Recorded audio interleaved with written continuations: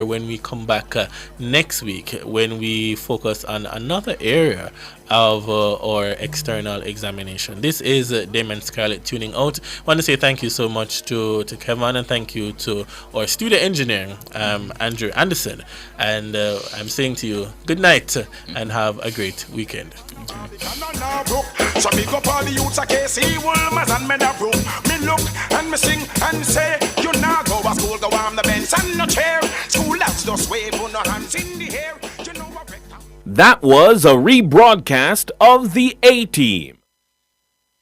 You deserve a beautiful home. Join the expert Karen Booker, your design diva, this and every Saturday at 1 to 2 p.m. here on Nationwide 90 FM. Learn what's really behind the design. Access insights and hacks that'll have your home looking like it was snatched from a magazine cover. From cushions to curtains, choosing colors to carpets, Karen will teach you the secret of the pros. That's the Design Studio every Saturday at 1 p.m. here on Nationwide 90.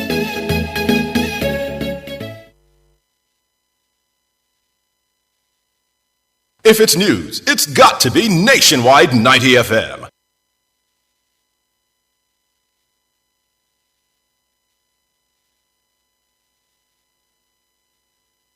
You're listening to Nationwide 90 FM. The time is 9 o'clock.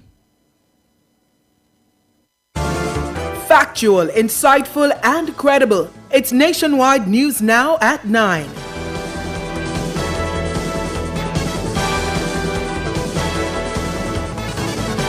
Good morning, I'm Andrew Cannon. In the news at 9 for this Saturday morning, April 13, 2024, just outcome. That's how DPP Paula Llewellyn describes the life sentence handed down to the man convicted of the murder of 15-year-old schoolgirl Shanika Gray. Police operation in Grossmont St. Elizabeth leaves one man dead. Westmoreland woman featured on the JCF's Wanted Wednesday social media campaign charged with larceny as a servant.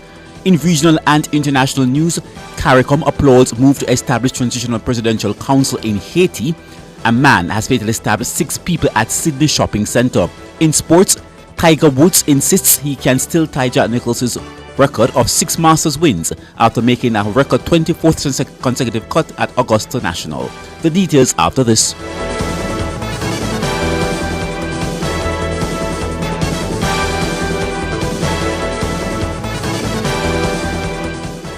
Director of Public Prosecutions, DPP Paula Llewellyn, says the life sentence handed down to the man convicted of the murder of 15-year-old schoolgirl Shanika Gregory Roberts is a just outcome.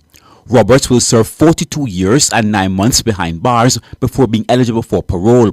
The judgment was handed down on Friday by High Court Judge Justice Bertram Morrison in the St. James Circuit Court. Ruben Williams reports.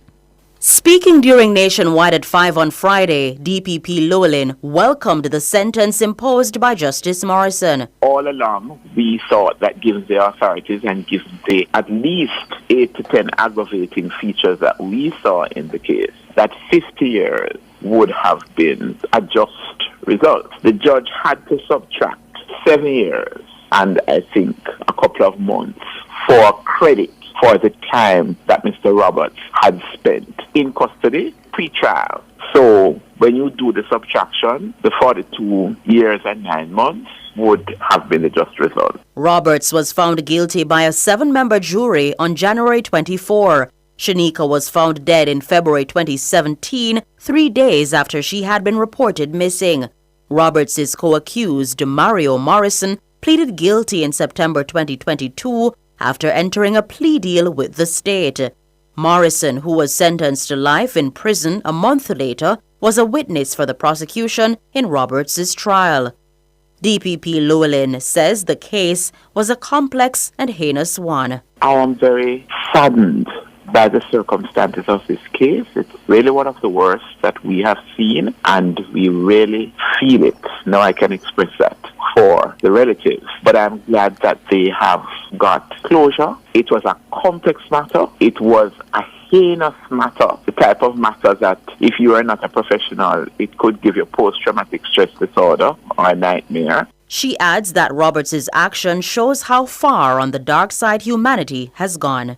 Of course, we are only guided by the evidence. We cannot use emotion because we are professionals. But this is truly one of the worst that we have seen, to understand that this was a child going about her business and that Mr. Roberts set out to really waylay this child and to use her and video record this brutal killing, and then thereafter to share it and show it. It is evidence of somebody who is totally bereft of any of the milk of human kindness or any sort of humanity. And it was really, really very heinous. Robianne Williams for Nationwide News. Commanding officer for the St. Elizabeth Police, Acting Superintendent Coleridge Minto, says a man is dead following a shooter during a police operation in Grosmont on Friday. A team of officers received intelligence and conducted a joint operation at this location. On approach of the lawmen at this premises, 3 men fired at the police. The men ran in separate directions in the bushes. Police returned fire. 1 man was hit and was rushed to the hospital, where he was pronounced dead. We are now in this time searching the area for the remaining 2 persons who fired at the police. We're also searching for illegal weapon. 1 firearm has so far been recovered. We believe that other firearms are in this area, and so we are awaiting the K9 Division to provide support. Acting Superintendent Minto says the men are believed to be responsible for several armed robberies across the parish.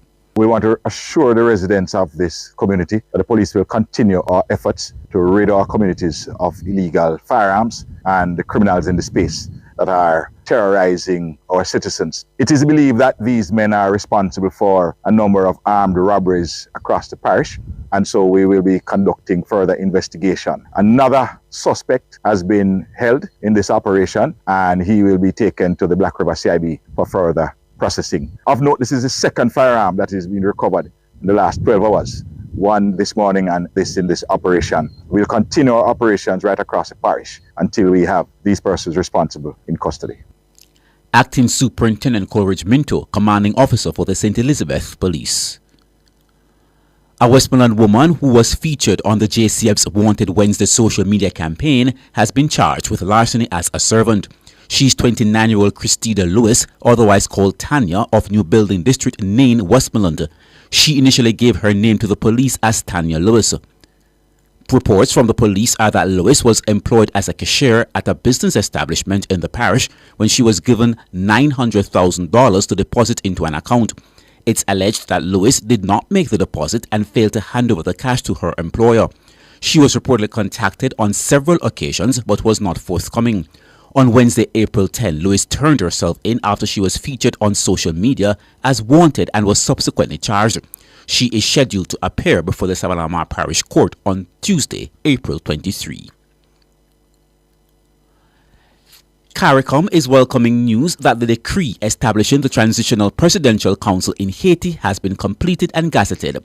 The establishment of the 9-member broad-based politically inclusive council signals the responsibility of a new beginning for Haiti. Haiti has been dogged by political and civil unrest and protests since the 2017 assassination of President Jovenel Moïse. Shalois Michael reports.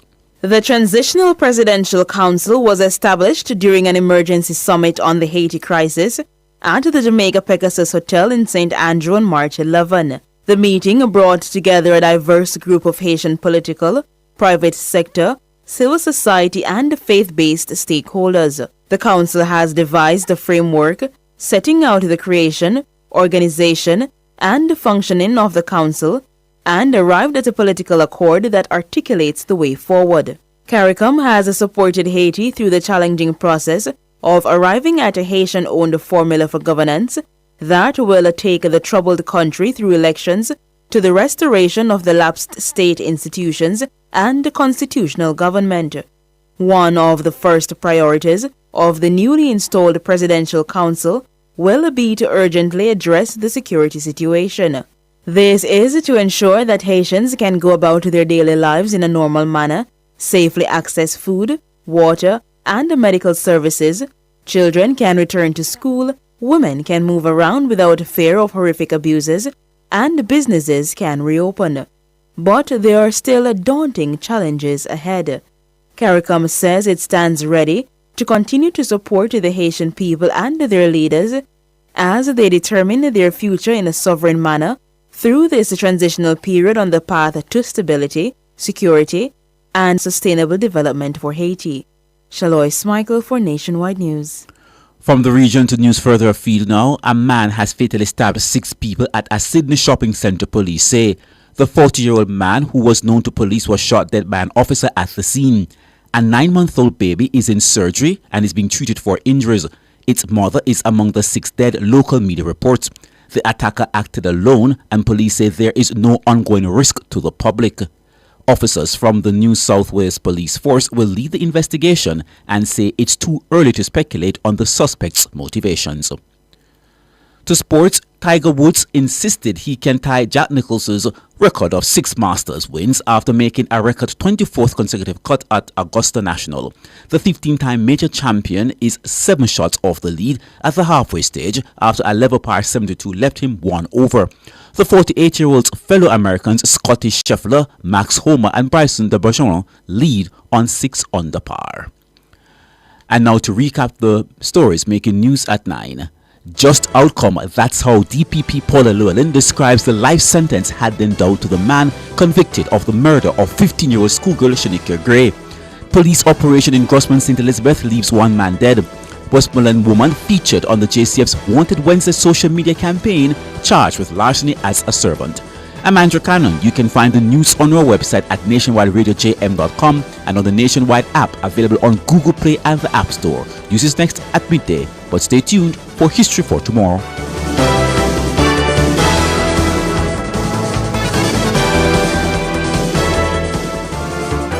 You've just heard Nationwide News Now at 9.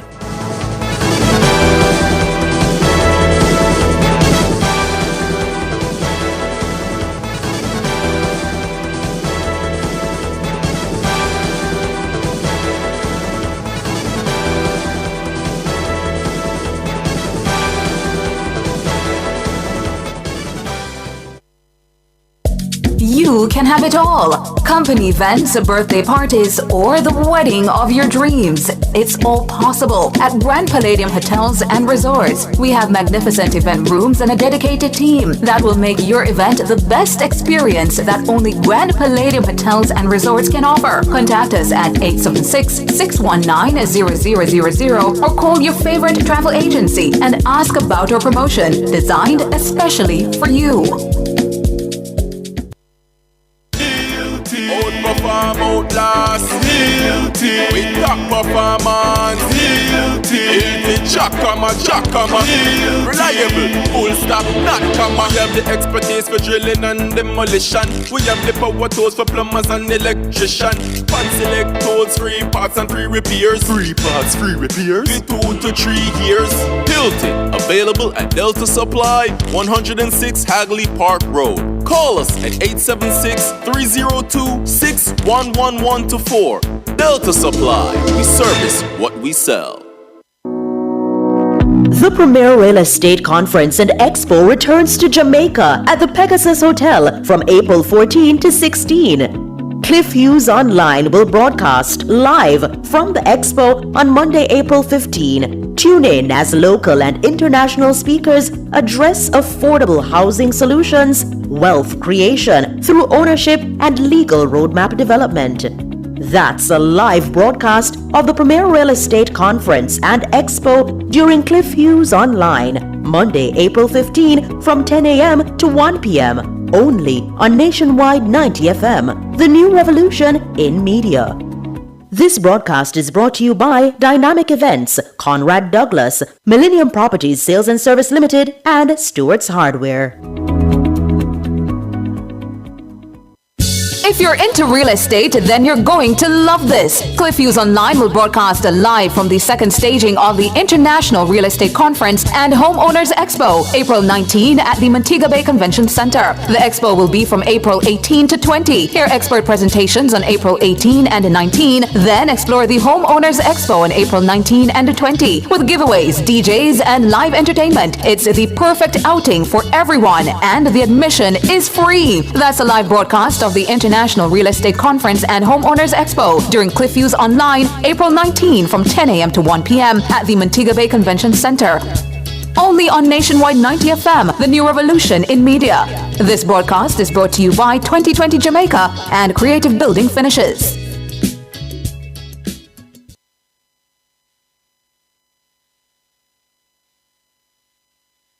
You deserve a beautiful home. Join the expert Karen Booker, your design diva, this and every Saturday at 1 to 2 p.m. here on Nationwide 90 FM. Learn what's really behind the design. Access insights and hacks that'll have your home looking like it was snatched from a magazine cover. From cushions to curtains, choosing colors to carpets, Karen will teach you the secret of the pros. That's the Design Studio every Saturday at 1 p.m. here on Nationwide 90.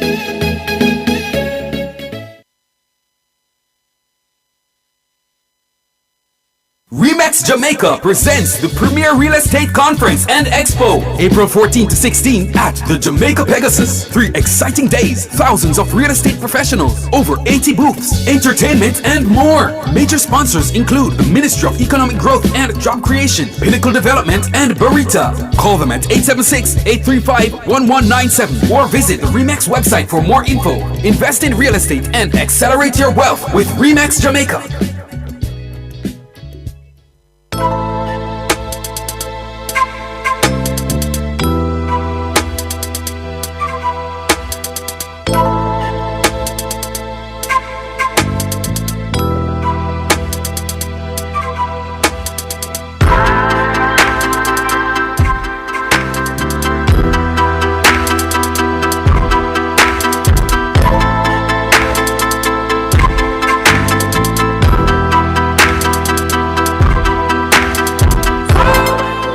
Hello everyone, welcome to History for Tomorrow on Nationwide 90 FM.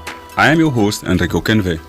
And morning everyone, I am your co-host Mia McMorris, and we will be with you for the next 2 hours. You sound a little bit hesitant. Yeah, no, like who am I? Yes, you are Mia McMorris, I can confirm that. Okay. Alright, Mia, your week, did you have a good week? I did have a good week. A little tired, but it was pretty good. Yeah. How about you? It's very tiring. It's coming to the end of the teaching semester, second semester. So yeah, I still a lot of grading to do and everything. But yeah, the brain is can't handle any more. But I mean, we have a final push to go. And of course, today we are rejuvenated and reinvigorated. Oh yes, I'm as usual excited about our show. Yeah, Saturday morning, you know. Yeah, and this we've been wanting to talk about for a little while. Listen, I thought there was a taboo about this topic. Yes. And nobody knows this is unspoken. I know. So, this week we're hoping to dive into the world of music in Jamaica. Yeah, but music is not there. But it's the presence of the role of women artists, right? Yeah. In music. Yeah. So it's been long in the making for us, but it seems that finally, right? Yes, finally. We're hoping that we will have our discussion. We'll have it. I have no doubt about it. Yes. Otherwise, you know what? Our listeners are going to listen to me talking about, exactly what I think about the topic. Yeah, exactly, which is, I don't know much about it, to be honest. So let's hope that our two guests join us this morning to share their knowledge and views on it. Exactly. Okay. So for those tuned in on the radio or on our streams, please remember that you can follow us and send us your feedback on Instagram at History for Tomorrow, Facebook at Nationwide 90 FM and History for Tomorrow, YouTube at Nationwide 90 FM. But you can also text us on WhatsApp at 876-307-7475. You can download the Nationwide app from the Google Play Store or the Apple Store so you can listen to History for Tomorrow on the go. Yeah, don't miss out the app, because if you are having any challenges with the streaming or maybe the radio, that you can actually listen to the show. It's very high quality, and you won't miss a bit of it. So as usual, we'll begin our show with the headlines and our hot pick of the week, and after that we'll be talking about, finally, the history and role of women in Jamaica's music industry. We'll continue at 10 with In the Classroom, this week with Dr. Julian Cresso. After that, we'll take a look at This Week in History. We'll then continue with what's popping. And as ever, we'll end the show with the historical birthday of the week. So, coming up after a quick break, the headlines.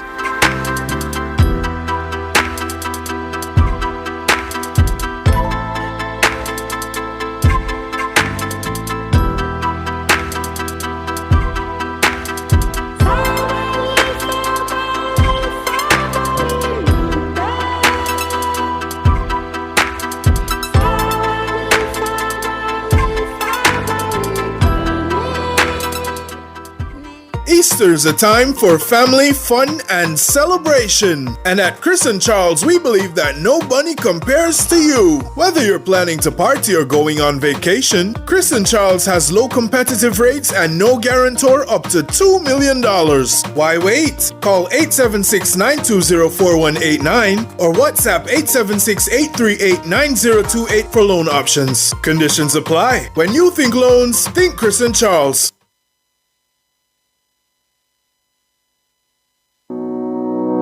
The Premier Real Estate Conference and Expo returns to Jamaica at the Pegasus Hotel from April 14 to 16. Cliff Hughes Online will broadcast live from the Expo on Monday, April 15. Tune in as local and international speakers address affordable housing solutions, wealth creation through ownership, and legal roadmap development. That's a live broadcast of the Premier Real Estate Conference and Expo during Cliff Hughes Online, Monday, April 15 from 10 a.m. to 1 p.m. only on Nationwide 90 FM, the new revolution in media. This broadcast is brought to you by Dynamic Events, Conrad Douglas, Millennium Properties Sales and Service Limited, and Stewart's Hardware.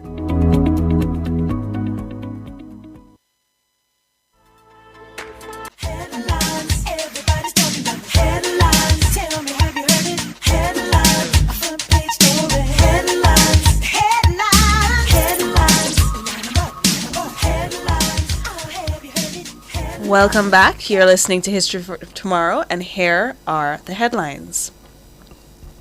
Vietnam tycoon Truong My Lan sentenced to death in $12.5 billion fraud case. So this one's a little bit of an interesting one. 12 billion. 12 billion. US dollars, right? Yeah. Mm-hmm. That's insane. So the 67-year-old tycoon illegally controlled the Saigon Joint Stock Commercial Bank between 2012 and 2022, siphoning off the funds through thousands of ghost companies and by paying bribes to the government officials. Her alleged asset portfolio was equivalent to 3% of the Vietnam's gross domestic product in 2022. That's insane. She could have created a small nation state. She could have created a small... Exactly. Well, basically, what is happening is that she essentially did. So the court has attributed... So what I missed this part. She has been sentenced to death. Yes. No, you didn't miss that. I mean, maybe you went and noticed after you said 12.5 billion. Yeah, you're kind of right. Yes, you said it. Yeah. Okay, yeah. So the court has attributed its harsh sentence to the seriousness of the case, saying that Lan was at the helm of a orchestrated and sophisticated criminal enterprise that has serious consequences with no possibility of the money being recovered. And so the specific judgment says, not only did Lan violate the property management rights of individuals and organizations, but also pushed SCB into a state of special control, eroding people's trust in the leadership of the party and the state. Mm-hmm. Since this arrest, 2 presidents and 2 prime ministers have resigned in recent years, and hundreds of officials disciplined or jailed. So of the 84 defendants in the case, the sentences have ranged from probation of 3 years to life imprisonment. Mm-hmm. And it is suggested that this is the largest financial crime case in history. not just in Vietnam. So this- far. So far. yeah. Somebody is likely to come Yeah. and probably beat this record. Mhm. All right, next on our headline, we have Switzerland violated rights by failing on climate action.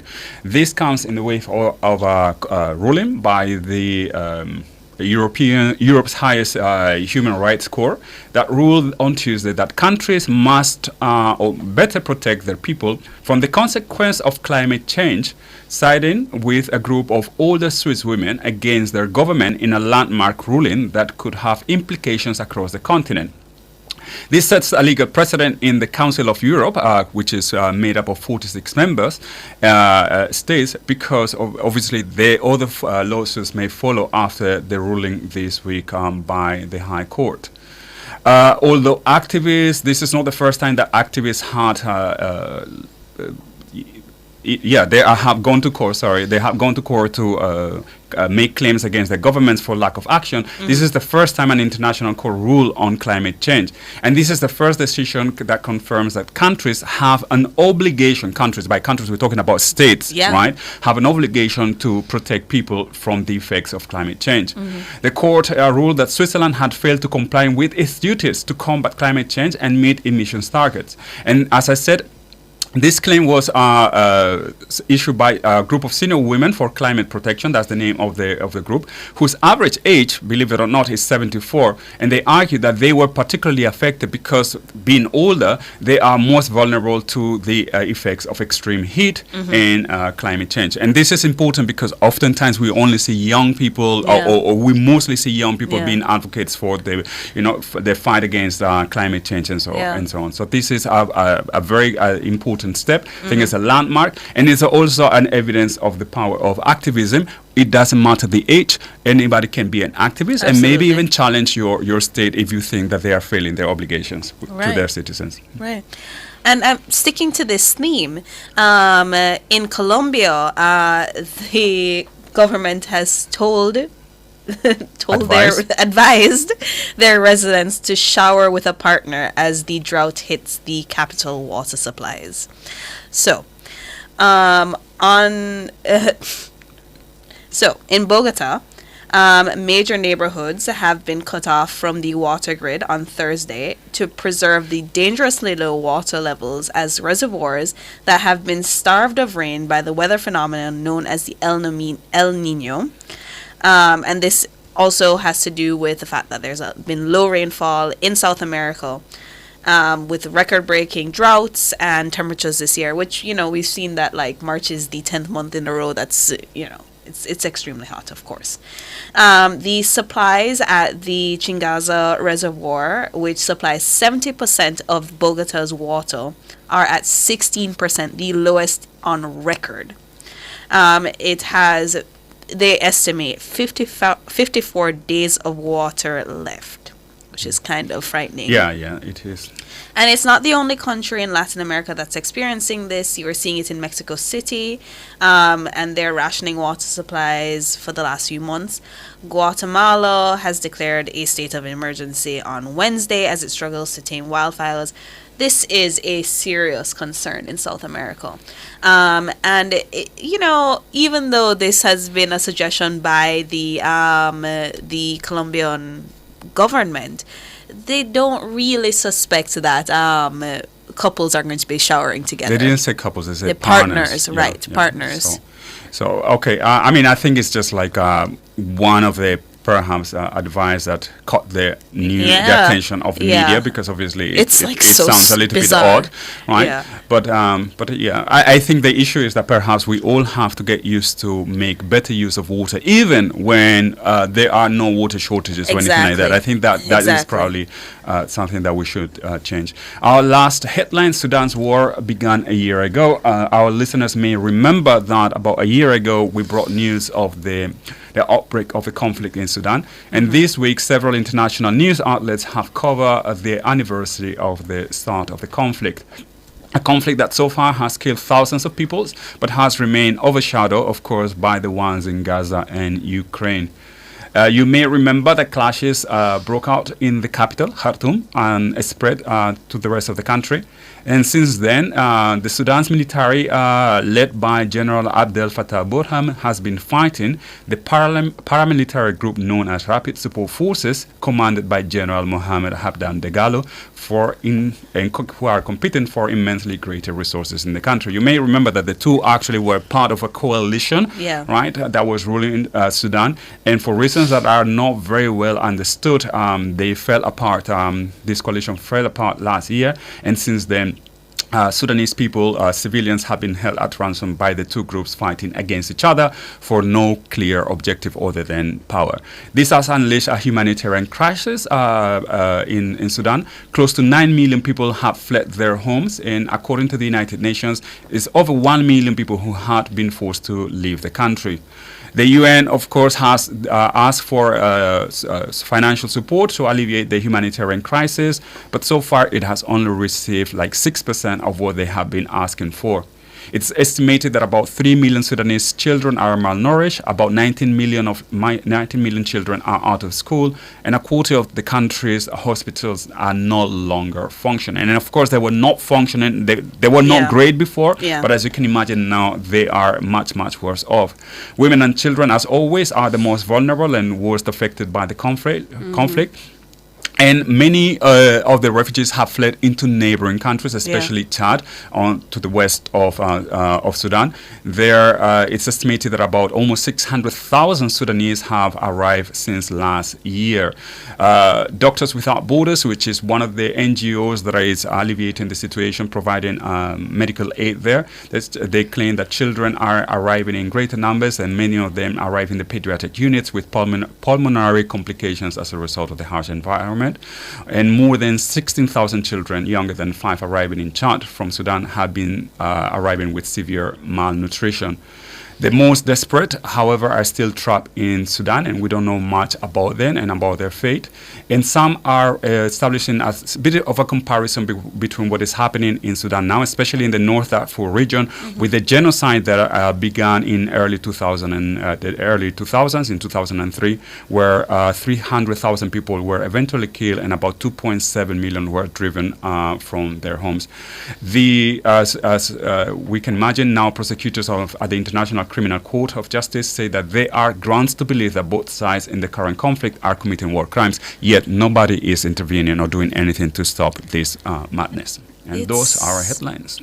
It is honestly horrifying what's happening in the world right now. It's just exhausting. Yes, and I think when we tell this news, I think what we need to do is a little bit more of that sort of exercise of introspection, of putting ourselves in these kinds of situations. Let us imagine our own country and something like this happening to us. And believe you me, this could happen anywhere at any point, right? Wow. So should it happen, let's put ourselves in that situation and let's just imagine what it is like to be in a situation like this, trying to take care of your loved ones, your children, your elderly and stuff like that, and in the midst of a violent crisis like this. All right, Mia, we don't have much time, but you have to pick an item. What's your help pick for the week? Boy, I was saying before the show that I wasn't sure what news item I would pick, just mainly because I wasn't as feeling as vibesy about it. And I suppose I think what we both kind of felt really shocked by is this Vietnamese case. Yeah. Because the idea of one person having such a significant impact on the country. Yeah. But I think that's the key. Is it that just one person? Because you mentioned that I think two presidents, two presidents, 2 prime ministers. Yeah, 2 prime ministers. I think there is also the issue that this happened under somebody's watch. Right. So somebody failed to do what they were supposed to be doing, right? And then there's also the fact that there has been significant nepotism. So it's like she is at the helm, right? And then like her husband is involved in one awful case, her niece, this, that, and it's really you're wondering what are the checks and balances, and could something like this happen? And as you said, could something like this happen in Jamaica? No, but Is I mean, it happening? hasn't happened to that to that extent that we know of. But we know that there have been financial kind of situations of crisis. Like, I mean, I remember I've been here for a while, so I remember a few cases and stuff like that. So this happens. This happens everywhere. Of course. Definitely. We know also We're not Bernie saying that Madoff it doesn't in the United Yeah, States. yeah. Perhaps the extent to which this was happening is different, right? But I mean, it's just like it's just more food for thought, and this is why financial regulators are constantly. It's like in, with the fight against performance-enhancing drugs. You always go one step behind the ones who are cheating, right? Oh yeah. So it was really an eye-catching case, and the fact that this is now they've been in court for 2 years now, and she's been sentenced to death. And you're not hearing so much about these like death sentences at the highest level. I mean, it's clear that they're trying to set an example. Yeah.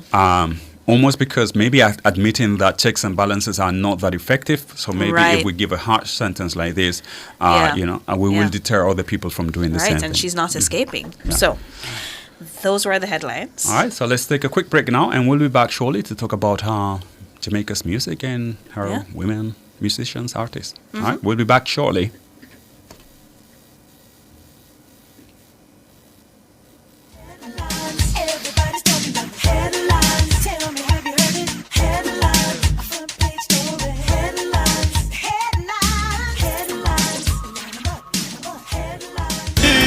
Outperform, outlast, guilty. We top performance, guilty. Jackama, reliable, full stop, not comma. We have the expertise for drilling and demolition. We have the power tools for plumbers and electrician. Fancy electrodes, 3 parts and 3 repairs. 3 parts, 3 repairs. The 2 to 3 years. Hilton, available at Delta Supply, 106 Hagley Park Road. Call us at 876-302-61124. Delta Supply. We service what we sell. If you're into real estate, then you're going to love this. CliffViews Online will broadcast live from the second staging of the International Real Estate Conference and Homeowners Expo, April 19 at the Montego Bay Convention Center. The expo will be from April 18 to 20. Hear expert presentations on April 18 and 19, then explore the Homeowners Expo on April 19 and 20 with giveaways, DJs, and live entertainment. It's the perfect outing for everyone, and the admission is free. That's a live broadcast of the International Real Estate Conference and Homeowners Expo during CliffViews Online, April 19 from 10 a.m. to 1 p.m. at the Montego Bay Convention Center. Only on Nationwide 90 FM, the new revolution in media. This broadcast is brought to you by 2020 Jamaica and Creative Building Finishes. Remax Jamaica presents the premier real estate conference and expo, April 14 to 16 at the Jamaica Pegasus. 3 exciting days, thousands of real estate professionals, over 80 booths, entertainment, and more. Major sponsors include the Ministry of Economic Growth and Job Creation, Pinnacle Development, and Barita. Call them at 876-835-1197 or visit the Remax website for more info. Invest in real estate and accelerate your wealth with Remax Jamaica. You deserve a beautiful home. Join the expert Karen Booker, your design diva, this and every Saturday at 1 to 2 p.m. here on Nationwide 90 FM. Learn what's really behind the design. Access insights and hacks that'll have your home looking like it was snatched from a magazine cover. From cushions to curtains, choosing colors to carpets, Karen will teach you the secret of That's the Design Studio every Saturday at 1 p.m. here on Nationwide 90.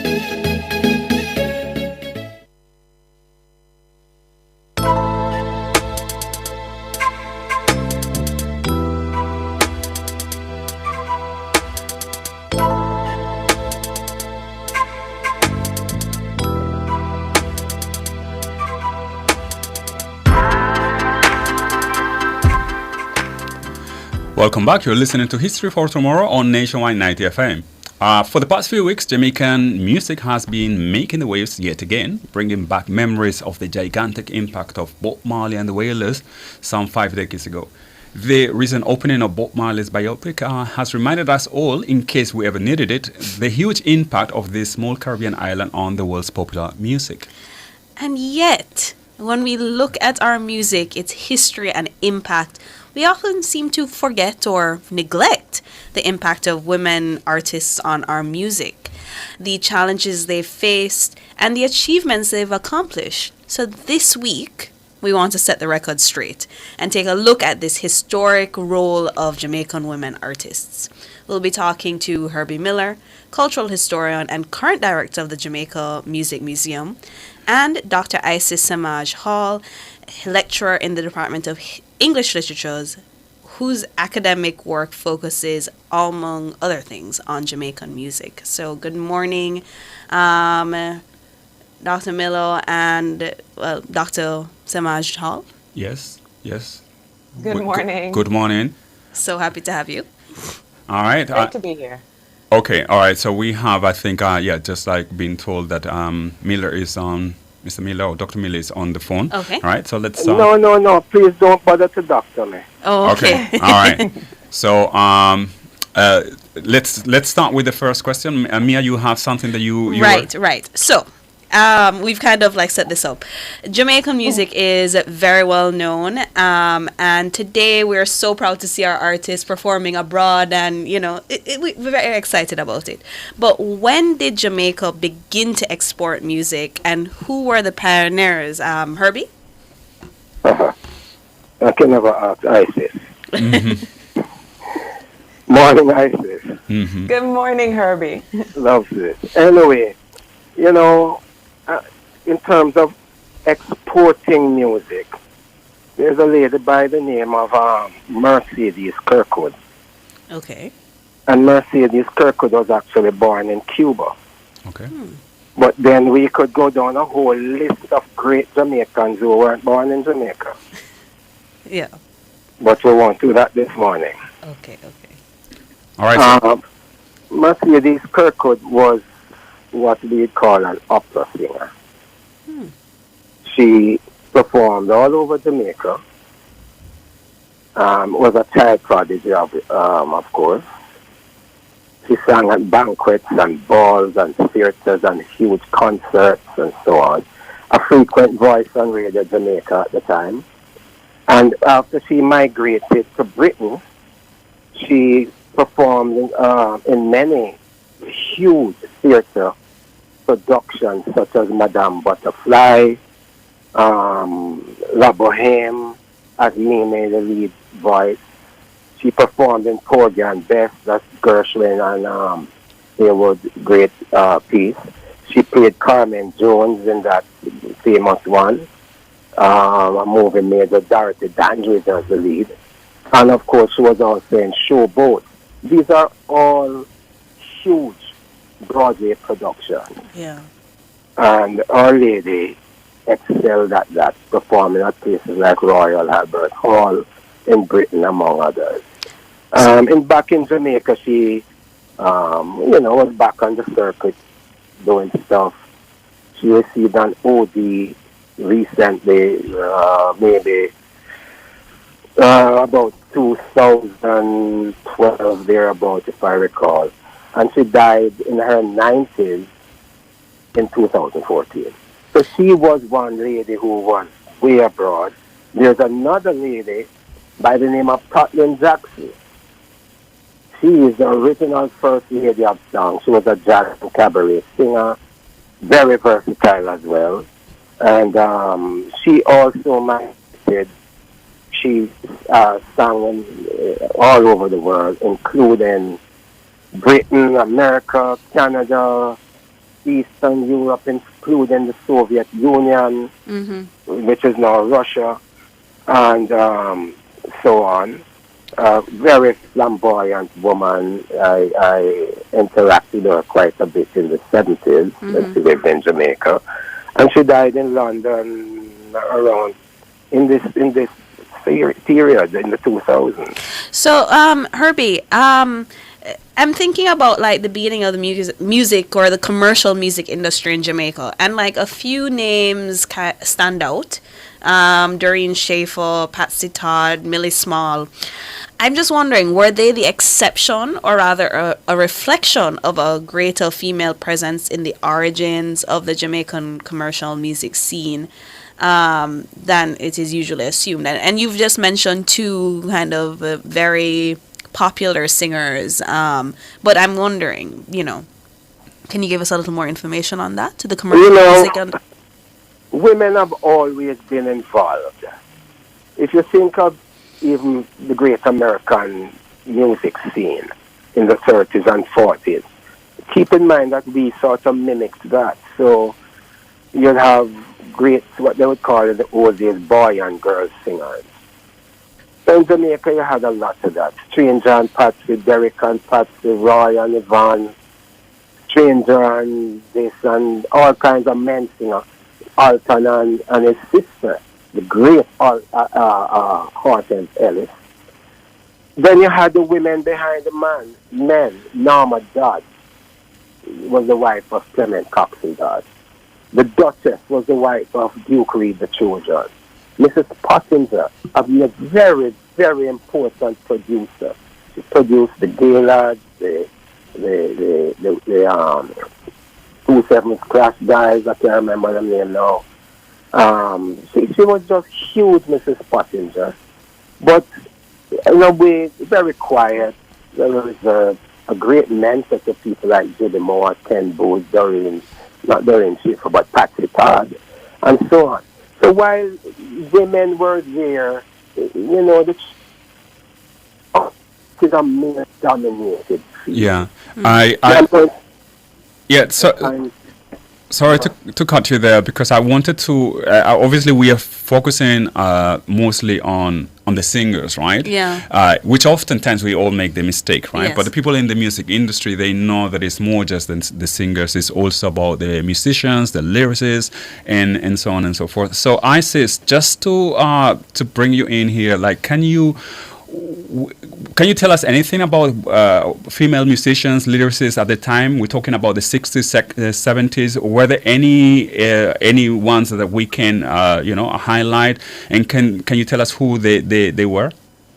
Well, one name comes to mind right off the bat, and that would be Marjorie Wiley. Mm-hmm. So, an incredible percussionist, started out as a pianist, and she's actually someone who learned to play instruments from a female music instructor by the name of, I believe, Miss Helps. So, there were female musicians absolutely in the space, and someone like Marjorie Wiley has continued, right? She continued to teach others how to play instruments. So many folks have learned from a woman instructor in this regard. And I think that's important, right? Like, as you said, we tend to focus on whose voice is being heard and have little consideration for the instruments that are being played. But certainly someone like Marjorie Wiley is an incredible consideration. And I think I'd even go back a little further and name someone that I'm sure Herbie could add hours of discussion to, but Anita Mahfoud, Margarita Mahfoud, who, yes, while she wasn't playing the instruments herself, but she was the one who helped to facilitate Rastafari drumming, coming into the music tradition and coming into uptown spaces and spaces that would not have previously wanted to hear Rastafari drumming. So women were integral to the music industry in Jamaica. Yeah. On that note, Herbie, can you tell us about the training of these for women in particular? Like, because we know we are a little bit more familiar with formal training that boys receive, for example, at Alpha Boys School. Yeah. But we were wondering if there were any similar spaces outside this kind of sort of ad hoc relationships, any similar spaces to provide formal training for girls on the island? On an institutional level, I can't think of one, except to say most of the better high schools all have music programs.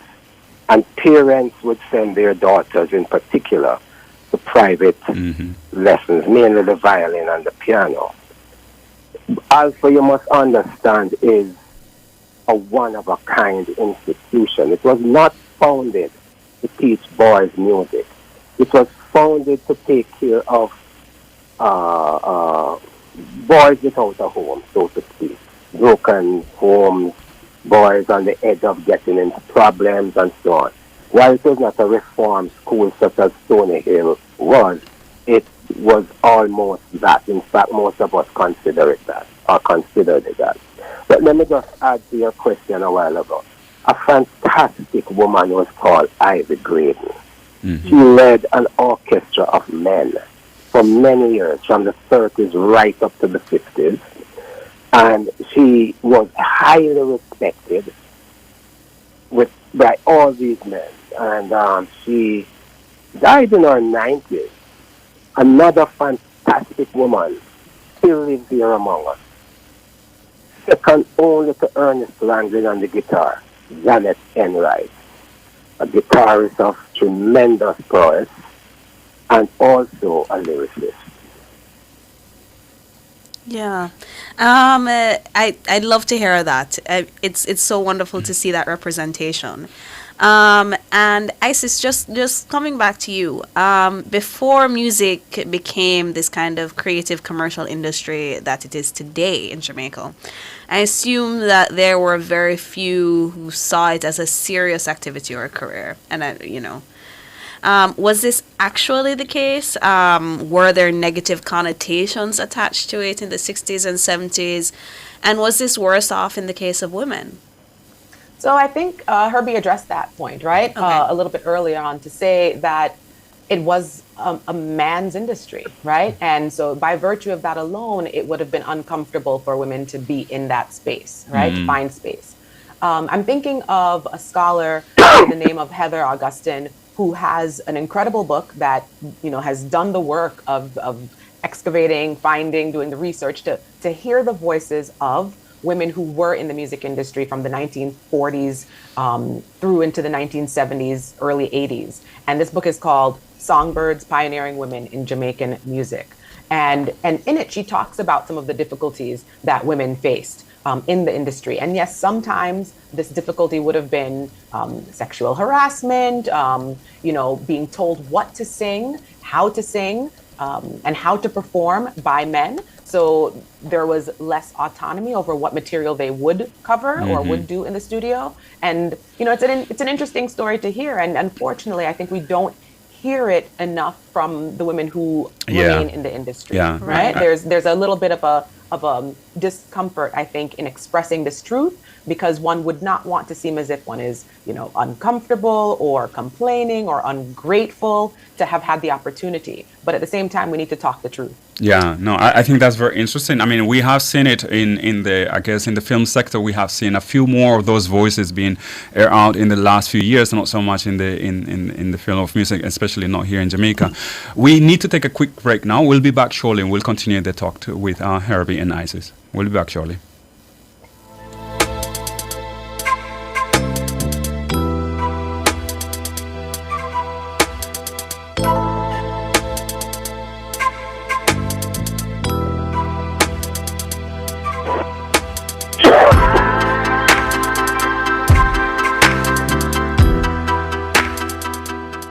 Easter's a time for family, fun, and celebration. And at Chris and Charles, we believe that no bunny compares to you. Whether you're planning to party or going on vacation, Chris and Charles has low competitive rates and no guarantor up to $2 million.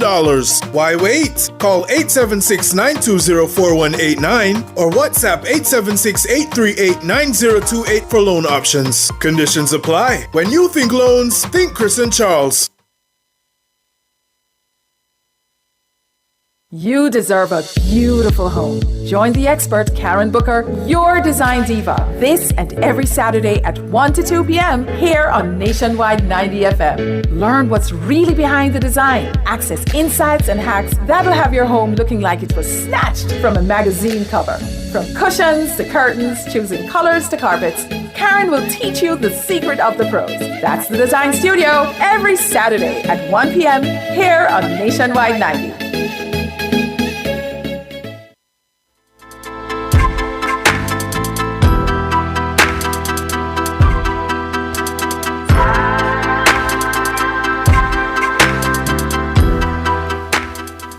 Welcome back. You're listening to History for Tomorrow on Nationwide 90 FM.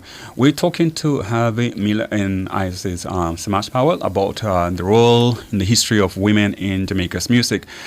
Before we went on a break, we took the break, Isis was telling us about some of the challenges that these women face in our industry that was mostly dominated by men. But I want to hear Harvey's follow up on this, also as somebody who has been in the industry himself. And maybe you can tell us a little bit more about these challenges. And I suspect this was not just unique to Jamaican music, but to, kind of music in general, especially in this kind of more commercial kind of music sector. Herbie, what can you tell us about it? We must understand the social conditions of the time. It was not as liberal as it is today. And so, of course, the man business, the macho thing and so on, played a huge part. But we have to think of within that studio hanging out vibe, waiting to get a bus. There's a lot of weed being smoked, And women not really into that sort of vibe. Yes, you might find one out of a lot who when they are smoking a pipe or licking a spliff or whatever it is they do. So that kept women out on the outside, if not the periphery. Pregnancy, we cannot overlook that. Hortense Ellis, perhaps the greatest voice, female voice we have produced. That's Alton Ellis' sister. Great stage presence. She cut a lot of big singers came in here. Attila Bell and the Bluebells ran out of their dressing room. Who was this on the stage at the Carib when they came here? But Hortense had maybe about 6 or so children rapidly in that fertile point when she could have been a top recording artist. That got in the way of a lot of opportunities. She got married early and she just had all these kids, so it prevented her. So we have to keep that in mind, not to mention the others who got pregnant for producers, next singer artists, etc. That kept back a lot of women and kept many away from that kind of social environment. Okay, so Herbie, following up on that, so yes, there were these barriers that some women are overcoming, but when do women singers start to break that proverbial ceiling of solo recording music? What changed to make this possible? I really can't say what changed, except that producers realized that women could sing and could compete and could make hits and prepare themselves to tour. So very early I had people like Patsy Todd, as you said, Doreen Schaefer. She was at the Scatolites. She's a sole survivor of the original Scatolites right now. And Doreen went through that, and she didn't get caught up into all of that kind of stuff. There are people like Girl Satchmo. She didn't make a lot of hits, maybe 2 or so. Dawn Penn, Phyllis Dillon. I can't remember all. And of course, Marcia, Judy, Rita. They all went through it. And each of them, in their private lives, which is public knowledge, were involved with great stars. I mean, Judy along with Alan Cole. Later on, she had kids for Freddie. Rita, of course, and Bob. Marcia Griffith and Bob Andy. These were our art couples of the time. Of course, Margarita and Don Drummond. Yeah, it's very interesting that you mentioned the couples thing, because it also speaks to some of those challenges and how perhaps they were better navigated when the woman, was a partner to somebody in the industry. Yeah. So that, but it also, it just brings to mind the idea that, as a historian, you'd want to understand What made it how work? society is changing music, but also how music is changing society. Yeah. And clearly this is an area that we need to investigate further. But Isis, looking at more specifically reggae and dancehall, which are no doubt Jamaica's most successful musical genres, we have often associated these genres with the depiction of women that is often seen as negative. Do you agree with this? And to what extent do you think that the success of Jamaican music contributed to cement certain views on women and gender roles in society, or maybe the other way around?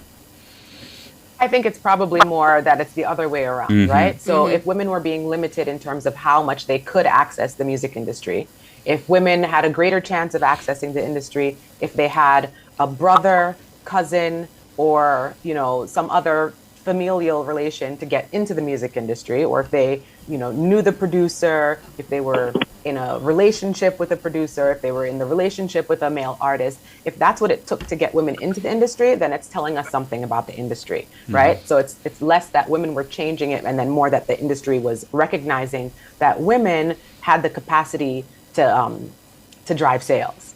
I think that was a critical point, right? So just to kind of add to a couple of the points that were raised before, right? So we have folks like J.C. Lodge, Grace Jones, Marcia Griffiths, yes. But Judy Mowat, what she does is she produces. She's the first woman to do this self-produce. So Black Woman in 1980 is an album that she produces herself, and that's a huge deal. So when women are showing that when they do make music, perhaps the music that they'd like to make themselves, they can drive sales. That's, I think, when the industry says, okay, let's give them a shot because there will be money, right? The industry is not going to change just because it wants to change. It's still a business. And so where they think there's money to be made, they're going to follow that path. So how does Jamaican music, or how do women in Jamaican music help to change or shape the perception of women? I think they do so in a really critical way, right? So what women do in the studio, at first it seems that it's a lot of trying to match men, right? When we think about some of the lyrics, particularly in dancehall, it's a lot of the same kind of bravado and trying to match what men are doing in the studio. But I think there are also these moments of women just expressing who they are. It happens less frequently, I think, in that kind of period of the 80s, and we're thinking about dancehall, but it's primarily because it's a newer genre and we have men kind of stamping it as a particular kind of thing, that it has to sound a particular way, and women want to show that, hey, we can ride the rhythm too. We can fit into this space. We have the talent and we have the skills and we're just as good. So we wind up having these women really, I guess, performing as if they were men. And I much more appreciate when the women can relax into themselves and just show that they have this talent. Yeah. One of the things, let me add, please, that I think helps to change it is a major producer such as Sonia Pottinger. So women were very comfortable working with her, Judy Mowat, so many others, including Patsy, Judy, and Marcia. All three of them were mentored by Sonia. Right. So to have an album, I'm sorry, just to add again to the Judy Mowat point, her album that she self-produces is called Black Woman. Black Woman. And what she sings about on that album is about the experience of being a Black woman in this part of the world, right? History, she's looking at all of this, like from slavery right on up to the moment of 1980. And could she have done that? You know, would she have met resistance if she had perhaps a male producer, you know, trying to suggest, cut that song, no one wants to hear that, right? But the fact that she could control the entire album, every single cut on that album was her choice, I think makes a difference. And so, you know, right now we're seeing women at the forefront of the industry, right? Like we're seeing like a lot of really amazing Jamaican artists. Do you think this newer generation are contributing to and changing Jamaican music genres to represent a more feminized or feminist perspective? And I want to hear from both of you on this. Like, Herbie, you're like seeing this as like from you have like a long history in the industry. What do you think? What do you think is happening? You know, in the old days, Janet Enright told me that Bragonier, who was the great tenor sax player in the band she was in, along with Drummond and other big names, he was like her big brother. He'd see to it that she got paid, that she was treated right, and so on. Former Prime Minister T.J. Patterson also tells me that many times he stepped in. You know, he was very close to the Catalyst. He stepped in to make sure Doreen was properly treated. I think, pardon me, in the contemporary space, Isis was just saying how much women have taken on that big, bold role and stand toe-to-toe with the men to start with what she was getting across. And so, whereas men could boast about sexuality and just that kind of stuff, women are now using sexuality to sell. And I just will recall a couple of years ago, we did a program in our Ground Nation series on dancehall. And one lady, I remember which one it was, I just would better remember than I, went up there and to say, you know, when I went on the stage, properly clad, beautifully dressed, culturally looking, and I sang, everybody just sat there. And I noticed the other ladies would go up and scoop and grab them, you know, whatever. And everybody would rush to the front of the stage. And they got the forward and everything. So she just started doing it too. Yeah. So it's the sex that sells in music in the last 30 or so years that's taken over from how a Judy, Marcia, all these older ladies would present themselves, including an Aretha Franklin as against a Beyonce. Yeah. How do these women present themselves visually is a huge part of the sale. Let me, yeah, Harry, because we're running out of time. Let us hear what Isis has to say on this one. So I think that there has been, you know, perhaps some difficulty in understanding or expressing femininity in Jamaica, right? And we see this perhaps in the performance wear and even in the content perhaps of some of our Jamaican women, right? But again, I do think a lot of it has been in response to what the men have been offering and in response to how sales are driven, right? Are we driving sales by using our eyes or our ears when it comes to music? But if we think about some of our contemporary artists, Janine, Savannah, Lila Ike, Azza Lineage, Jada Kingdom, Spice Shensia, Sock Ashley, we still have Tanya Stevens doing all the good work, right? I mean, I could keep going on with names of contemporary artists. Coffee, we have... Hopefully somebody will not call you, tell you did not name you. and more. So how about I say that? Okay. And more. And the names I haven't even named. But what I'm trying to offer here in this short sample of names is that there is a breadth of femininity that we now see presented more often in Jamaican music, particularly coming from women. So there isn't just this one model of, okay, if I want to be a woman in Jamaican music, I need to dress like this, look like this, and say these kinds of words. Instead, we have a nice wide range. Earth in the Fullness, I'll add as another name, right? So many names that you can look at, so many different representations of femininity. And I think that is what's really helping to kind of shift how we think through Jamaican women in the music industry. And perhaps that's also a reflection that kind of like taste in a way that we have a greater variety, like that we don't have perhaps this kind of big trends that we used to have in the days, like people can cater to different audiences and so on. Just very quickly, because we are really out of time, each of you please tell us what do you think is the next step for Jamaican women in the music sector here in Jamaica?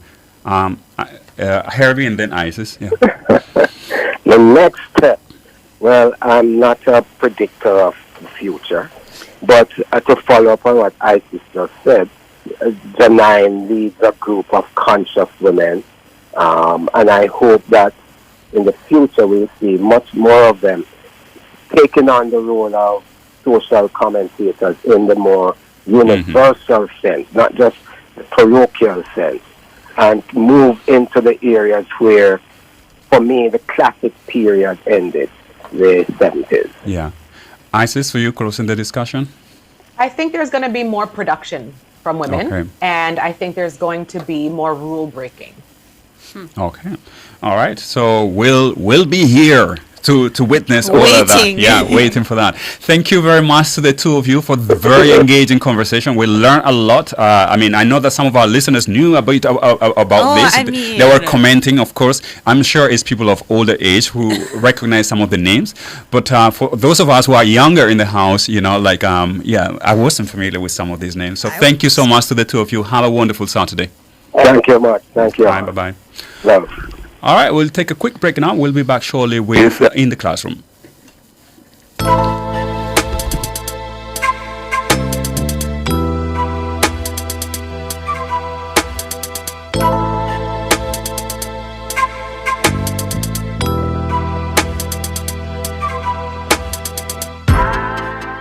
Yes, it's so nice to shop Fontana Style. Fontana Style. Our service is top Fontana Style. Fontana Style. Easy parking, friendly smiles. And we go that extra mile. Come enjoy it all.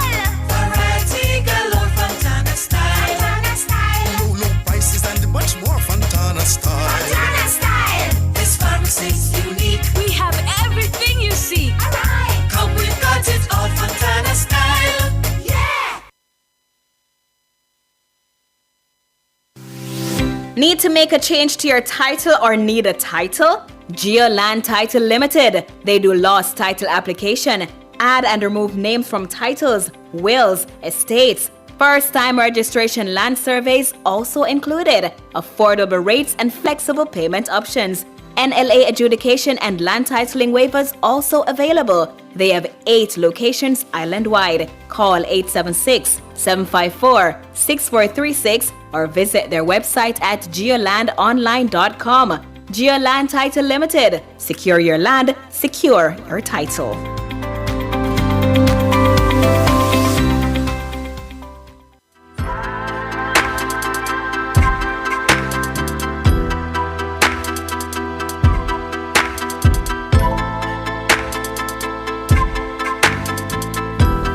Welcome back. You're listening to History for Tomorrow on Nationwide 90 FM. It is now time for In the Classroom. A little bit late, but better late than never.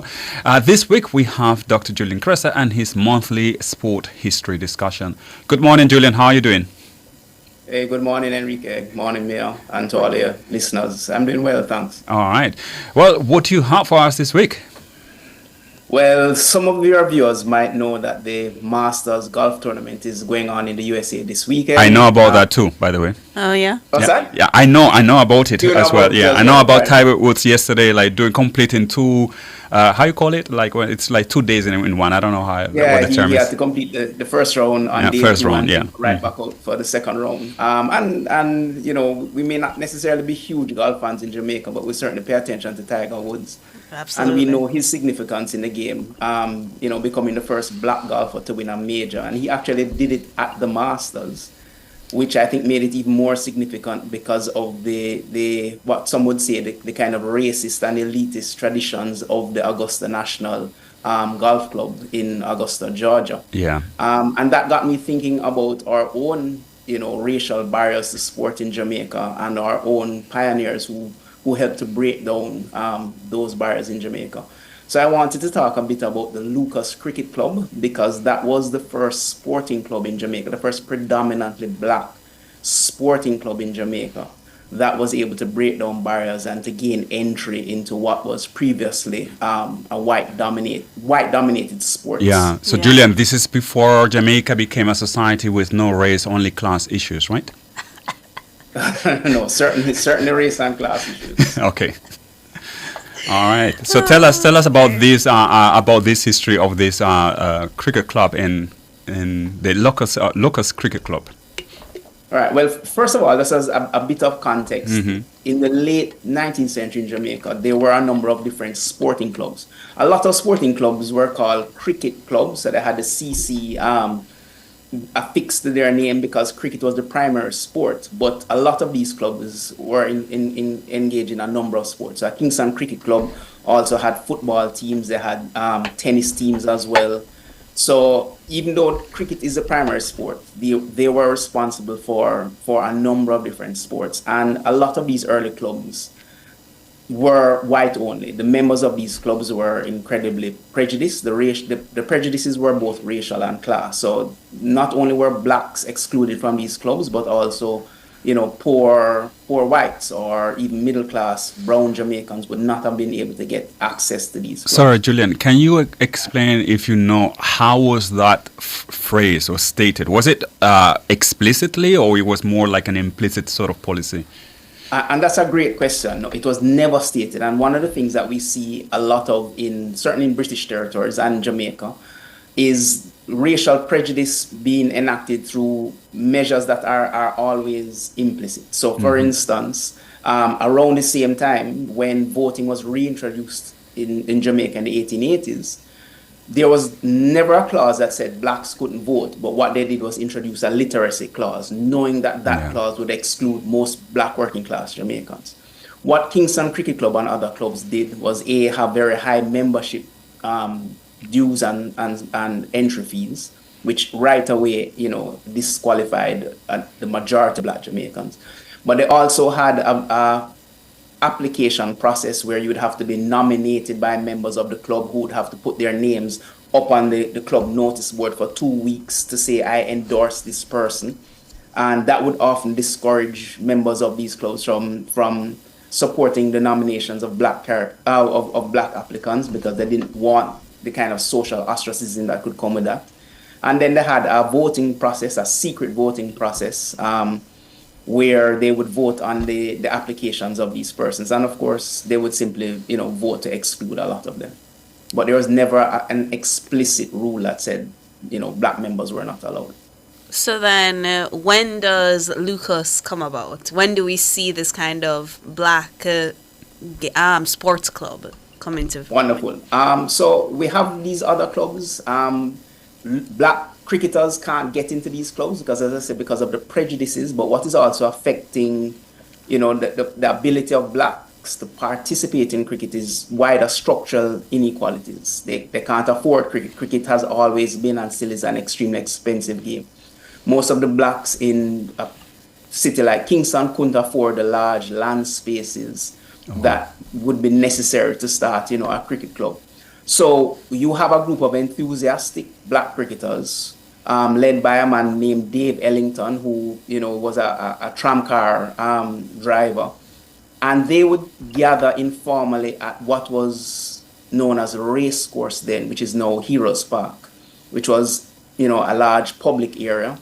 And they would have their informal cricket games. And eventually, in the mid-1890s, they formalized it by calling themselves the Jamaica CC, which is a very interesting name choice because it suggests this kind of attachment to the country, that they were representatives of the country, where maybe some of the players who had played for Jamaica before may not have been seen that way. Yeah.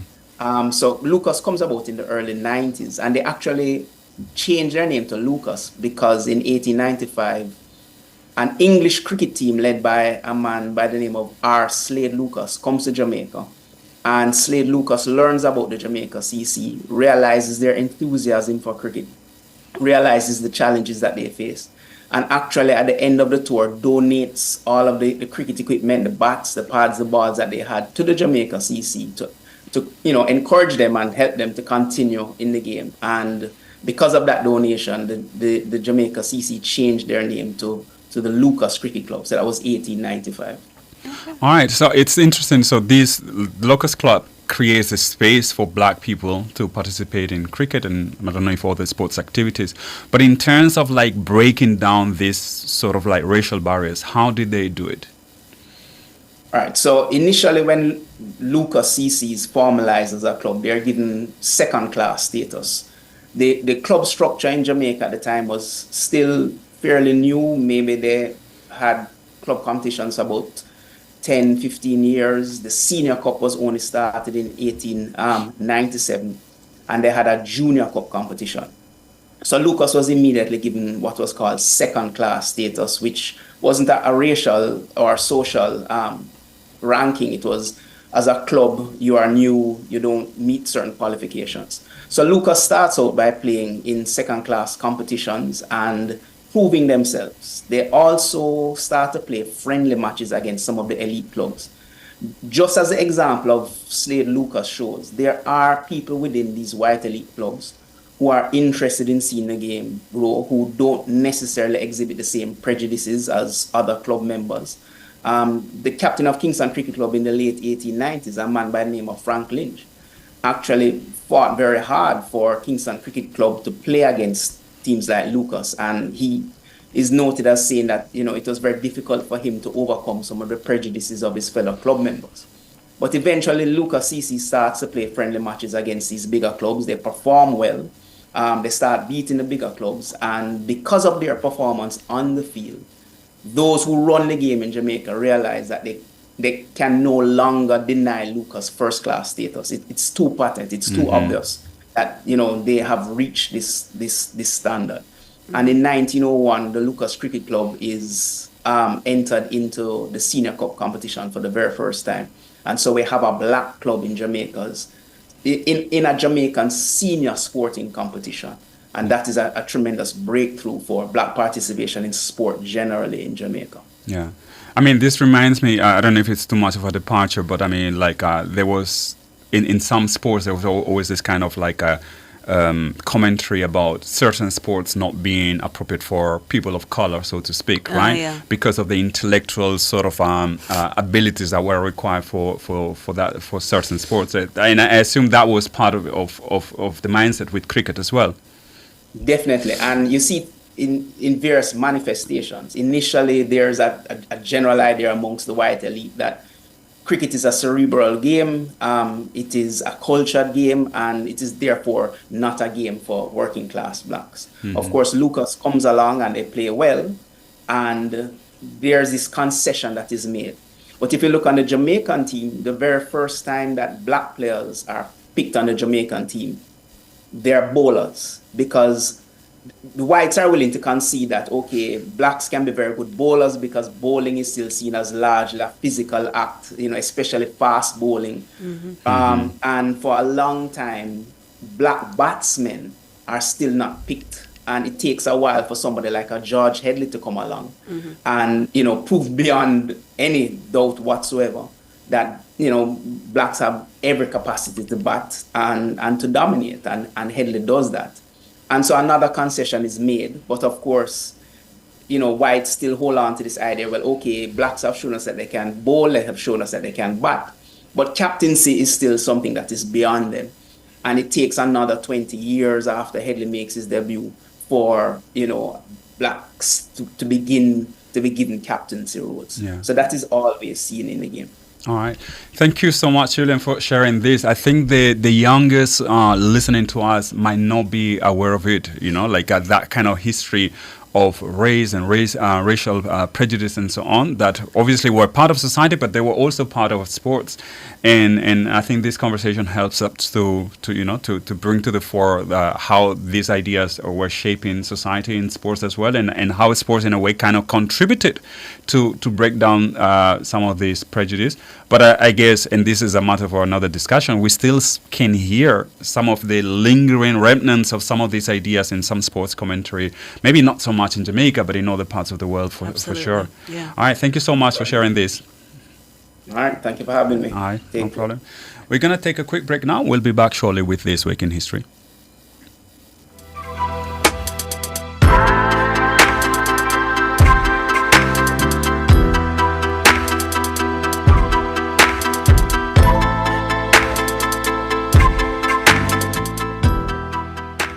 Listen to Nationwide 90 FM on 90.1, 90.3, 90.7, 90.9. or visit our Flow channel on a 916. To our valued listeners, for questions, comments, or concerns about our programs, email us at programs@nationwidenewsnetwork.com.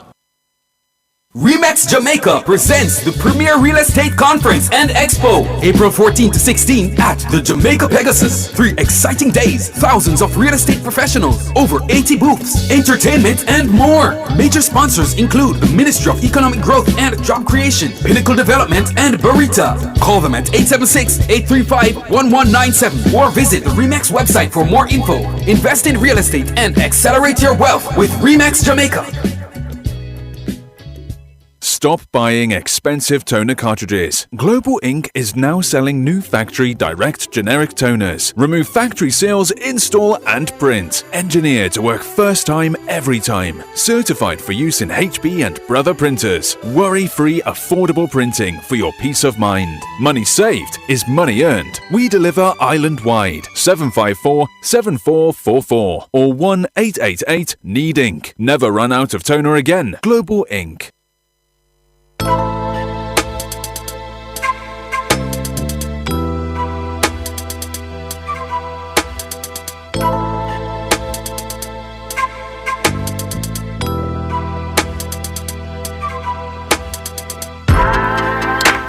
Welcome back. This is History for Tomorrow on Nationwide 90 FM. It's now time for This Week in History. So I think this week is your turn, Mia. Yes, I think so. Mhm. So, our space historians may be pretty familiar with this moment. One small step for man, one giant leap for mankind. But, and this happened in 1969. Did it? Yeah. Mm-hmm. However, 8 years before, another man made space history when he became the first man in space. So, we're, last week we did Big Bang, but we've jumped few. And now we are moving into that expanding space, exactly, right? Okay. Expanding.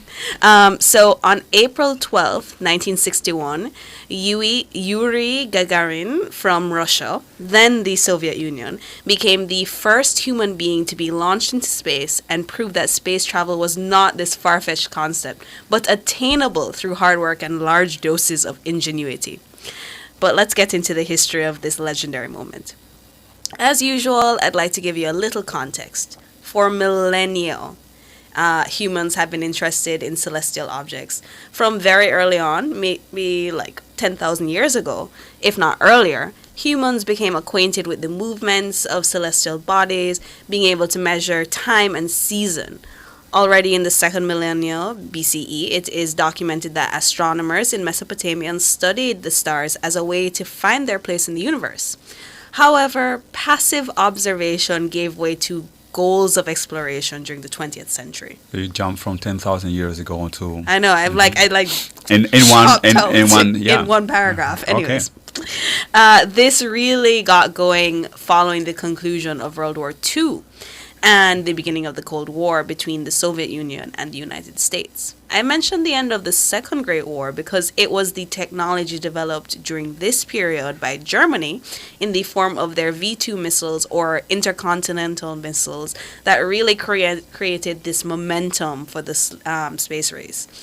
At the end of the war, the US and Soviet Union recruited the scientists that had helped develop the missile technology and began to develop their own long-range projectiles.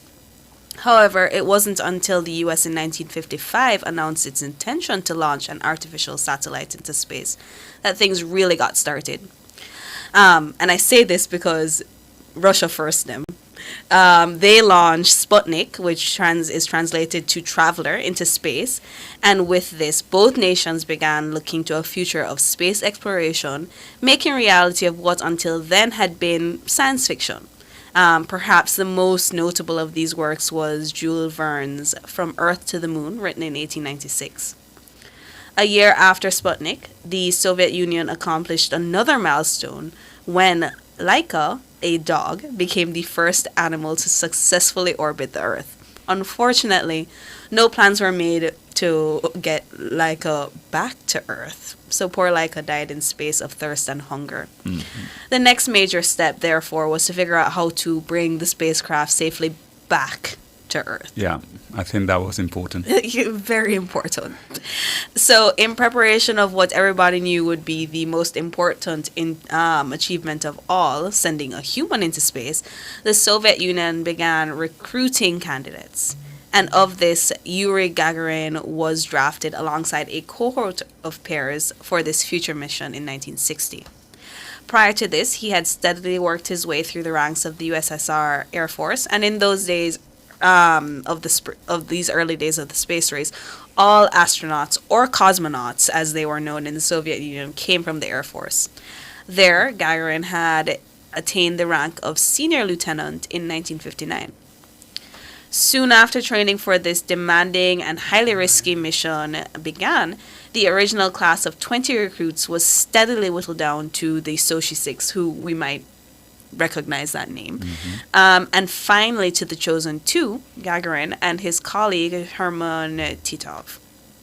In addition to their physical and intellectual abilities, both were chosen because of their potential as pilots and the fact that they were just the right height for the vessel, 1.57 meters, and that's 5'1" for those of you who are not versed in the International Measure System, which is official in Jamaica, by the way, in case nobody noticed. We need to do better. Yeah. But anyways, this, by the way, was critical considering the size of the spacecraft. To be clear, this training was not only happening in the USSR, it was also happening in the US with a group of talented astronauts, including Neil Armstrong, who you heard in that clip earlier. Of course, there were failures.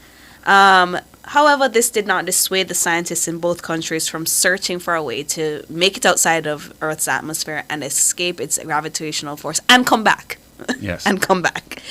But back to Gagarin. The USSR preempted the US by sending Gagarin into space on April 12, 1961 in the Vostok 1, where he made a single orbit around the planet, beating the Americans again in the space race by only 3 weeks, when Alan Shepard became the first American in space. But if you ask me, that doesn't have the same ring as the first human in space. First American versus first human. Yeah. Well, same. Yeah, I mean, it's amazing. The way it's been sold to us, you know. I mean, well, we're still waiting for the first Jamaican in space, so it's fine. This achievement would, of course, be monumental, proving that humans could in fact travel through space and foreshadowing the also gigantic moment 8 years later when the first man set foot on the moon. Yes.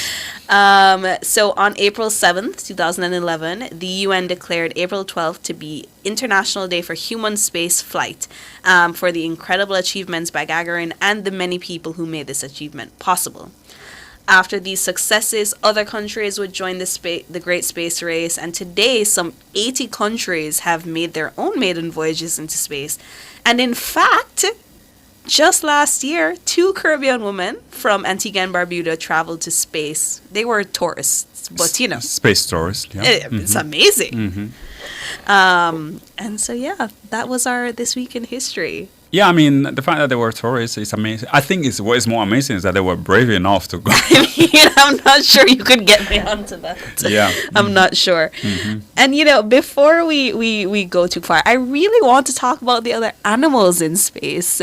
I know for... Oh, you're not concerned about the humans in space, but the animals in space. Like, one of the things that really solidified the fact that they could come back was the USSR sent 2 dogs, Belka and Strelka, and some plants successfully into space and brought them back to Earth in August 1960. So there was that 9-month period where they're like, yeah, we can do this, and that's why Gagarin made it. Yeah. So what do you think about, like, for example, the dog that never made it back? You think that they should have, like... I'm devastated. Yeah. I mean, no, what I was thinking, like, so you suggest that they maybe should have used a human for that, right? At least a human who volunteered into this. At least they could say something. Yeah. But, you know, it's fine. It's fine. Okay, we're almost out of time, but I think it's just like to put things in perspective and context. You mentioned it's the Cold War. And the Cold War is, it's obviously, I mean, it's a broad topic, but it's this sort of tension between the two superpowers of the time, the Soviet Union and the United States. Tension that in some cases is on the verge of war, but never really goes there. But sometimes it will be characterized by what they call proxy wars. In a sense, basically, they're fighting indirectly, using other countries and getting involved in the struggles and fights in other parts of the world. But part of the Cold War is this kind of propaganda and this kinds of like a race to show to the world who had the best system, right? Yeah. And the space race has to be understood in that sort of context. Because if you think about it, what they achieved in those days, in those early days, in such a short time, can only be explained by way of this great rivalry and competition and putting so many resources at the disposals of these scientists and engineers and so on. Because, I mean, I mentioned this, but what you're having is one country is like, oh, I'm going to do this, and then the other one being like, oh, wait, let me do this. And, you know, it's that competition, this fierce competition that is like slowly propelling us to a victory. And so in one hand, this moment in history was really tumultuous, but we did have some successful moments. And it's perhaps not surprising that since the end of the Cold War, yes, we have made other achievements. Well, we as humans, right? You know, right? We've made other achievements in terms of like space technology and and so on, but clearly not this kind of leaps like that they made in the 50s and 60s. And I think it's perhaps because we no longer have that kind of climate of competition and rivalry between these two gigantic superpowers. All right, thank you very much for this, Mia. We're gonna take a quick break now. We'll be back shortly with What's Popping.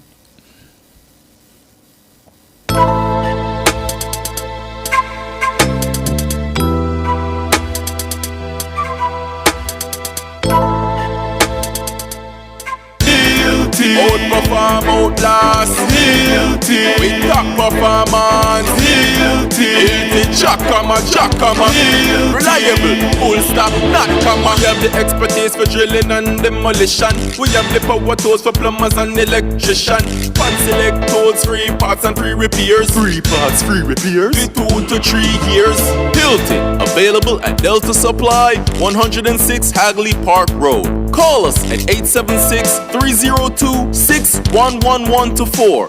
Delta Supply. We service what we sell.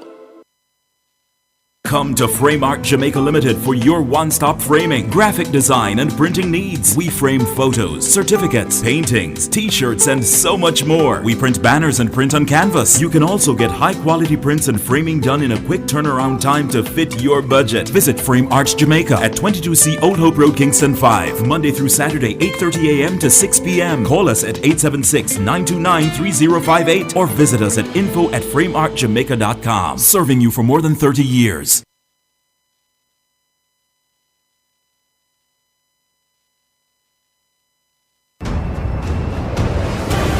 Looking to rent a fully operational production studio? Then Nationwide 90 FM has got you covered. We have flexible options to meet your recording needs any day of the week. Monday to Fridays, 9 a.m. to 8 p.m. Saturdays and Sundays available upon request. Bookings must be made in advance. Call us today at 630-1210. Let us help you reach your production desires.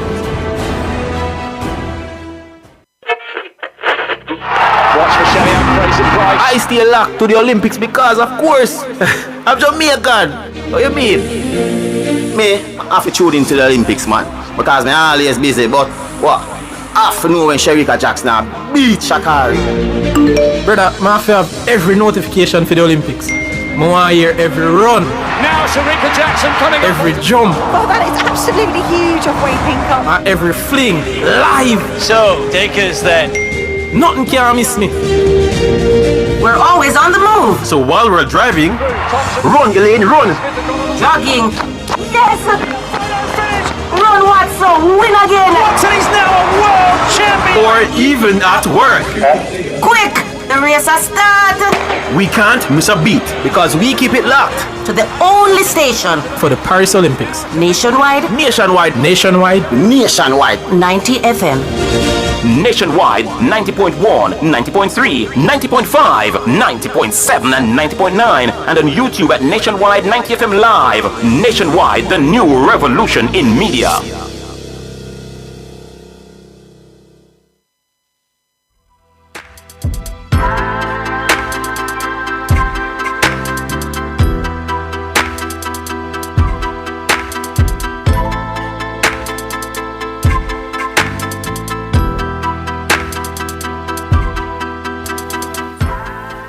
Welcome back. This is History for Tomorrow on Nationwide 90 FM, and we are now in the segment What's Poppin'? Yes, but before we go there, apparently we have to stand corrected. Apparently there was a Jamaican American man who went into space also with Virgin and Galactic. Oh. Yeah, I think his name is Christopher Hewitt. Could it be? Oh, okay. Yeah, that's how you pronounce it. Apparently, he took his first space flight on Unit 25 on May 25th, 2023. Oh. And he wore Jamaican and United States flag patches. So Mia, I stand corrected. Yeah. And we first these wonderful ladies from Antigua and Barbuda. Yeah, he is an Australian and mission specialist in his case. He wasn't just a tourist. Oh. I mean, not that I'm not taking anything away from the just space saying, tourists, because we're not I saying have to that admit didn't. I don't think I will be going anytime soon. Again, I won't be on that flight. But All right. So hello, Sudin is Steve. there. Good morning, Sudin. Hello to our listeners. Thank you for having me for another What's Popping segment. Yeah. So this week we're talking more about. Sudin is, by the way, she is not in studio today. I think that she's in outer space, based on what I can see. Yeah, we can see. Yeah. But tell us what you have for us then this morning. Okay, so in a recent article, the Jamaica Observer reports that former Prime Minister PJ Patterson is calling for a closer look at measures which can be implemented to deal with apathy, which has greeted the nation's national elections because it's posing a threat to our democracy. He said, it must be a concern when we see declining voter turnout. It should be something of concern to both major political parties and indeed the entire country, because we are failing to convert into actual meaning something, which he's talking about universal adult suffrage, that is so fundamental to our progress as a country. According to Patterson, the closing of that ideological divide between the PNP and the JLP could be a factor in the loss of interest for people who vote in the national elections. And we have other issues to address outside of those ideological divides. He also said that Jamaicans feel like it doesn't really matter how they vote because their life is not going to be changed. There is no level of impact on it that we feel the voting has on our life. And he also mentioned that Jamaicans do not understand the fight for universal adult suffrage and what it really means to our democracy. And I think that's really the basis of his discussion about the harms of voter apathy. I wonder whose fault it is that Jamaican citizens do not know much or understand much about that fight for universal suffrage. I'm saying this because clearly this is history, and the question is how much history is actually taught in Jamaican schools. I mean, really and truly, not much. Yeah. Right? So not surprising perhaps that Jamaicans don't appreciate so much the significance of gaining the adult suffrage in 1944. I had a conversation with an 11-year-old this week, and he said he didn't understand why he needed to learn about Marcus Garvey and all of these things because it's all lies anyways. And I was just like, wow. Yeah, no, but I mean, you can go on and talk to people, older people and so on, and their exposure to history, it's also very, very thin. Yeah. But we're here trying to change that, and so is Sudin. So please take us through the history of this. All right. So the 1980 general election, which was, I think, a big source of ideological battle and debate between the left-leaning PNP, which was in government, and the right-leaning PNP, saw an 87% voter turnout. And since then, there has been a steady decline in the number of Jamaicans turning out for the polls, with the 2020 election turnout only being 37%. And 2016 turnout, 30%, and this year's turnout was 29.6%. So, it's not looking good. It's not looking good. And I wanted to give some context to those ideological differences that PJ Patterson was talking about. Because we know that historically, the PNP and JLP have had very distinct ideological positions in Jamaican politics, and it has really shaped our policies. So the JLP has been traditionally aligned with conservative and right-leaning ideologies, such as like free market principles, privatization, and limited government intervention in the economy. And when the JLP was led by figures such as Alexander Bustamante and Edward Seaga, they championed policies aimed at promoting economic growth and attracting foreign investment. Now, similarly, but contrastingly, I guess, the PNP emerged as a left-leaning and progressive force, advocating for social justice, wealth redistribution, and state intervention to address socioeconomic inequalities. And under leaders like Norman Manley and Michael Manley, the PNP pursued that platform of democratic socialism, and that ended up emphasizing the importance of welfare, social welfare programs and land reform, and the nationalization of key industries. So since the 1990s, though, the ideological differences between both parties have become blurred, and it gave rise to concerns about the erosion of those distinct positions and the impact that it has on our voter turnout. And, that's connected to the argument that PJ Patterson mentioned. So I think one of the contributing factors to the blurring of those lines is centrist policies. And we know that these policies are coming up as a response to the changing socioeconomic realities and global trends. We have pressure from international financial institutions such as the IMF and the International Monetary Fund, right? Yes, International Monetary Fund, for those who don't know. And we have seemingly bolstered our need for foreign investment. And because of that, it has caused, I would say, both parties to embrace a pragmatic, and that's more of a neutral word for it, pragmatic but controversial approaches to governance that now prioritize that fiscal growth and economic stability over the ideological stances that both parties were born out of.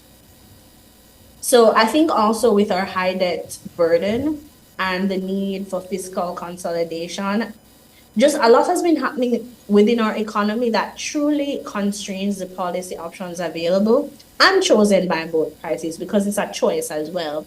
And that has led to what I would say a convergence of policy positions on fiscal policy and public sector reform. We're not really seeing many different perspectives unless one party says something and then the other party just counters it, so them not like it. But truly, their stance on certain things have been pretty much the same.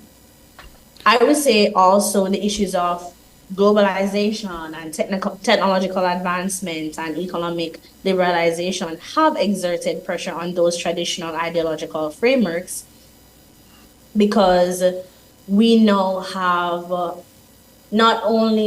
we don't only have the needs of our citizens, but we are now even more connected than ever before than we were during the emergence of these parties. And so global forces have now impacted how the parties present themselves ideologically, and we're seeing that it's not much different. Yeah, politics and ideology take place in a context, international context, and they also influence the international context also influence what happens at the political and ideological level locally. Yes. Right, and because we have partnerships, agreements with different countries and powers, we're seeing more and more as Jamaicans criticize as the US sneeze, we catch cold. Just as a simple example, a very layman example of it, where we're so easily impacted by those global trends because of the agreements that are in place, by our government. Yeah. So the rise of global capitalism and that's increasing interconnectedness of economies has caused, I would say, a reevaluation of the role of the state in the economy. I don't know what their conclusion is, but there seems to be an attempt to strike a balance between market forces and government intervention. And I know we can go on and on about whether or not that attempt has been successful or not. Yeah. I mean, listen, I think we have this discussion on these different factors, but at the end of the day, when we're talking about voter turnout, it's a lot about perceptions. It's like what people perceive, right? And we're trying to explain these perceptions, like why voters think that there's no difference between one or the other party and so on. But I think the other thing that is important is the solutions, is the effective solutions. I think you mentioned earlier, like what difference do they make in terms of people's regular, experiences in life and stuff like that. And when they don't perceive that there is much of an impact, right? I think then is when you have like this kind of level of apathy. And let me tell you something, just very quickly, something that I pick up, because when I was much of last year, I was in Spain.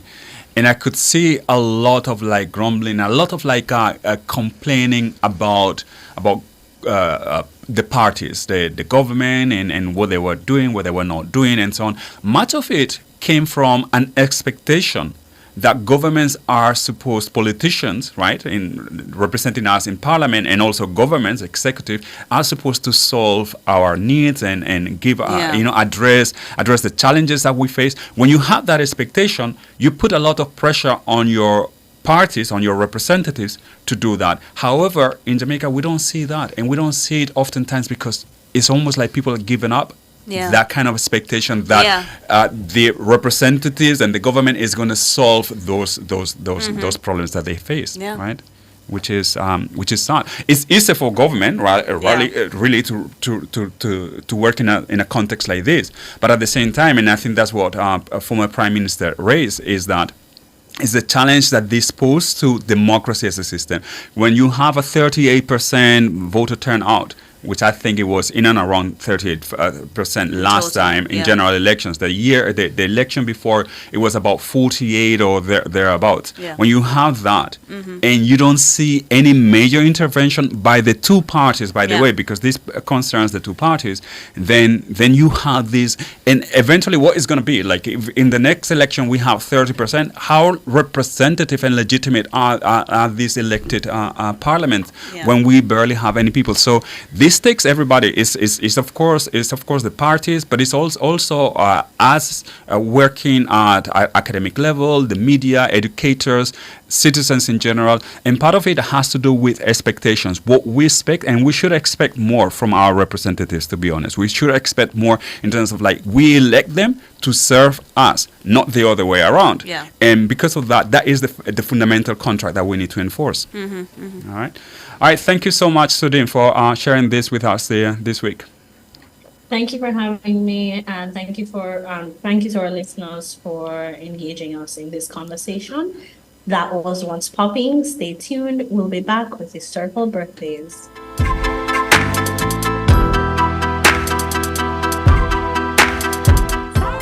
Who shops at Creative Building Finishes? You, the homeowner who creates luxurious spaces with our floor and wall tiles. The contractor and builder who are convinced that our ceramic tiles are right for the job. The architect and designer who make dreams come true with our wood look and porcelain tiles. Superior customer service, knowledgeable staff, inviting showroom, and you get where this is going, right? Shop 5 Red Hills Road or call 876-929-5553. Get tiles, get Creative Building Finishes. Good health starts with proper hydration. Hydrate your body with Hydrate. Hydrate is purified natural water from rocks 110 feet below the ground. You have never tasted water so great, yet so affordable. Yes, taste and experience it for yourself. Water at its best. Hydrate. Available also as purified alkaline water and ultra purified distilled water. Bottled by LLNSCS Limited, a subsidiary of Max Pharmaceuticals. Call 876-983-6466. Remax Jamaica presents the premier real estate conference and expo, April 14 to 16 at the Jamaica Pegasus. 3 exciting days, thousands of real estate professionals, over 80 booths, entertainment, and more. Major sponsors include the Ministry of Economic Growth and Job Creation, Pinnacle Development, and Barita. Call them at 876-835-1197 or visit the Remax website for more info. Invest in real estate and accelerate your wealth with Remax Jamaica.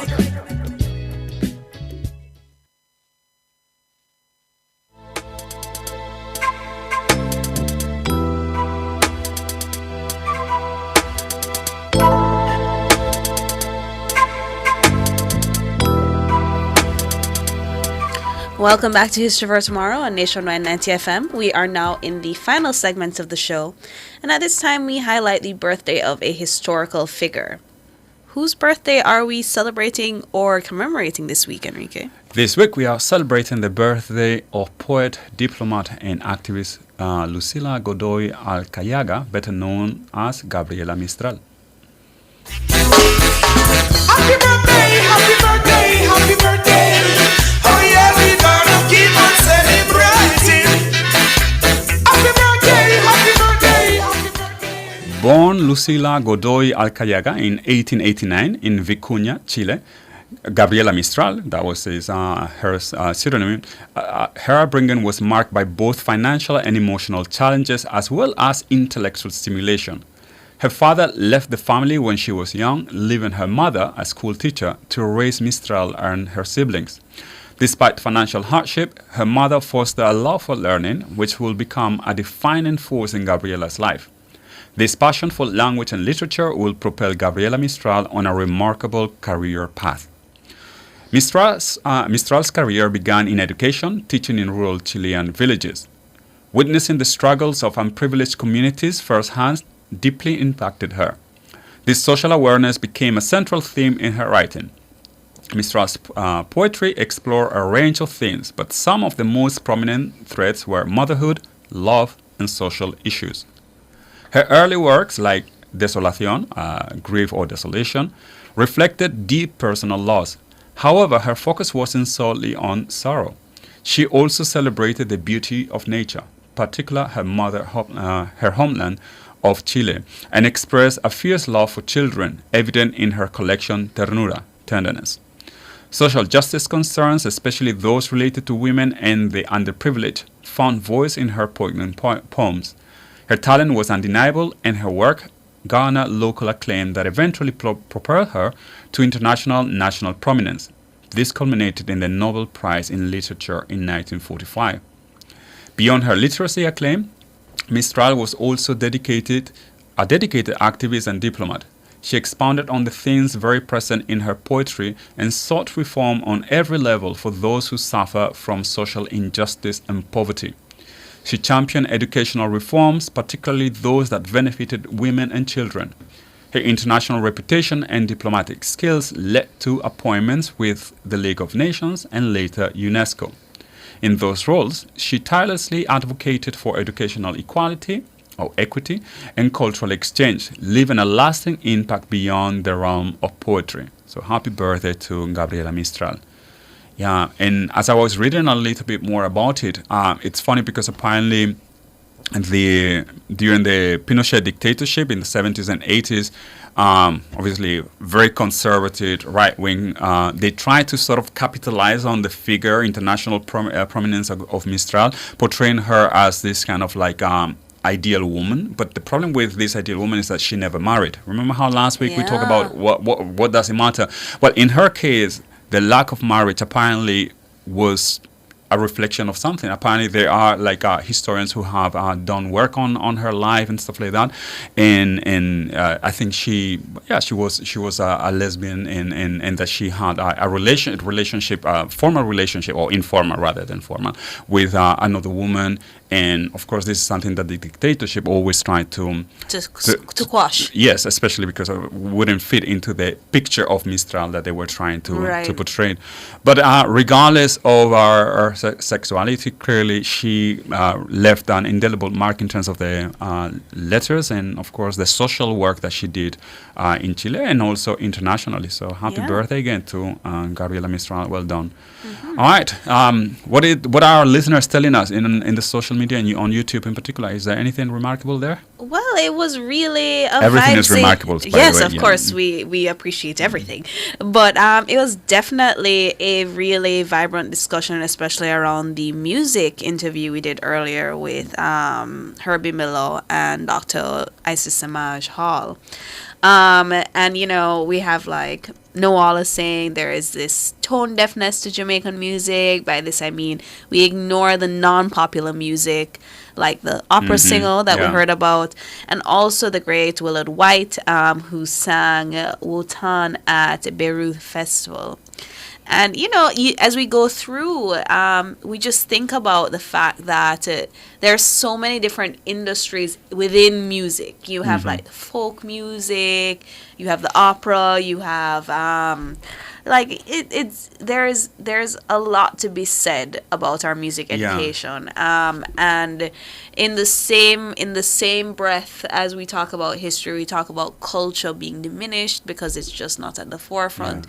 And so having the discussion, really, I mean, but I mean, with anything that is the sort of creative arts, whether it's music or literature, many of the painting, you only recognize as an artist if you make it. If you are abroad. If you make it not just abroad, if you make it beyond a particular circle, right?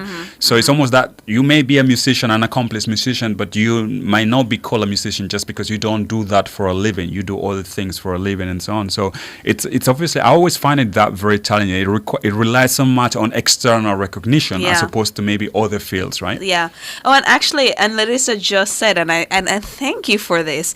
He said that Gagarin was an expert parachutist. He didn't land. He parachuted out as he panicked. And the Soviets did return a rock from the moon before the Americans. And both of these are really useful. And he says he's a space nerd. He applied to join the European Space Agency and failed. Well, too bad. I think that they needed you there, Ladislaw. Yeah, no, you didn't fail. They fail you. Right? Yes, absolutely. Yeah. So, and then one last comment, Noala said that just to mention on the elitism in golf in Scotland is a working class sport. And so the Mecca of golf in St. Andrews, the old course, is owned by the local council, which means that the locals have access. So that's a really it's something thing that he wants to maybe apply to the Kingston what's it called, Kingston Golf Club. I wonder about that. Constant Spring. Yeah, but I mean, we know, and we have talked about it before. I mean, not in this show, but I think I hear it's not just about the golf itself is expensive. Also, like maintaining that. Yeah, the green space. Yeah, the green spaces through the year, especially through the dry months and stuff like that. It's extremely challenging. Yeah. So I just want to remind you of the book that Isis mentioned during her interview, Songbirds, Pioneering Women in Jamaican Music by Heather Augustine.